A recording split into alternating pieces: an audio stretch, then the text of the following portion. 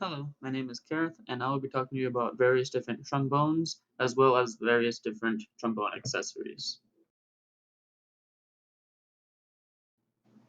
So I have 4 beginner trombones here that I would recommend, coming from Yamaha, Bach, Consumer, and Mendini.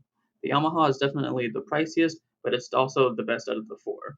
Bach and Consumer aren't bad horns, they just aren't quite as good as the Yamaha. The Mendini, on the other hand, isn't a great horn, but it's definitely the cheapest, and it's good for if you're not sure if you want to continue playing trombone or not. So next we have the intermediate trombones, which I would recommend getting once you get into high school. The Yamaha is basically just an upgraded version of the previous Yamaha, but it still sounds great and plays well. The two consumers are definitely the priciest of these, but play like fantastic, and I know a lot of people that use them and like them a lot. The Bach 2B200B is a standard amongst all intermediate trombones. It plays well, sounds nice, and I know a lot of people that have that horn specifically. The Moss Series 2 is a lesser known brand, but is one that I personally have played on and I think sounds fantastic, especially for the price. So next up we have the more advanced trombones, which I would start looking at once you get really serious about playing trombone. So late high school to when you get into college and beyond. First up we have the Shires brand, which is known as one of the, if not the best quality trombones in the market at the moment.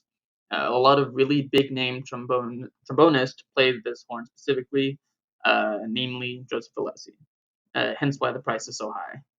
Next up, we have the Edwards model, which their top brand definitely competes with Shires, but they do offer some slightly less expensive options, though still quite pricey.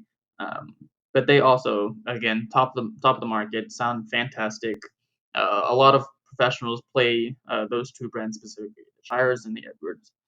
Next, we have Getson, who their top of the market isn't quite as good quality as Shires or Edwards, but it's still very, very good horn. And what Getson does offer that the other two don't is they offer more affordable options.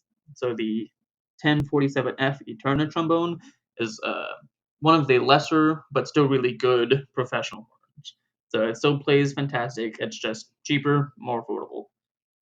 Lastly, we have the Consumer Con 88H, which is probably the most popular late high school to early college tenor trombone. It's a lot more like affordable than the Shires and Edwards, but not quite the quality, but still sounds really, really good. A lot of college students love this horn, including myself. Okay, so next I will be discussing a few different trombone additions or accessories that are essential to every trombonist. Mouthpieces, the trombonist's best friend, because it's the thing that lets us be as loud as we want.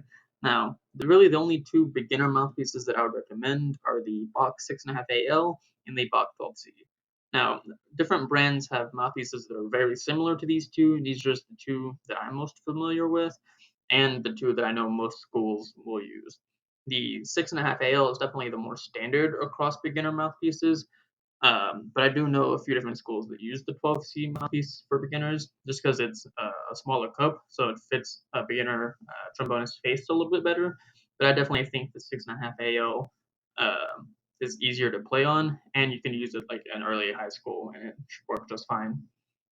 Moving up to the intermediate mouthpieces, the Bach 5G is basically just the standard mouthpiece once you get into high school. Even early college trombonists, I know several of them that still use that mouthpiece. It's a really good one. It fits most people's faces well. It plays well. Sounds nice. It's just a good overall mouthpiece. Now, the Shopi mouthpiece, on the other hand, is typically more of a euphonium brand, but I do know a lot of trombonists that like to use it because it usually is a deeper cup, so it makes the lower range a little bit more accessible, and usually gives you a little bit warmer tone, kind of like a euphonium. So I personally have also used a Shopi mouthpiece before, and I like them. It usually gives you a warm tone. Moving to advanced, I put two that I like a lot: the Dennis Wick and the Griego Alessi. Um, but really, once you get to the advanced mouthpieces, you should just be trying them out yourself and kind of seeing what fits for your face and what makes like it's easier for what you're wanting to do. So, like if you want a deeper cut mouthpiece to like get into that lower range, have a really dark, warmer tone, then you need to figure that out for yourself. Or if you want to get a more shallower cup to make the high notes easier, then get that. It just really depends on what you're wanting specifically. So I would definitely just go out there and try out different mouthpieces until you find what you want. So last but certainly not least, your cleaning stuff.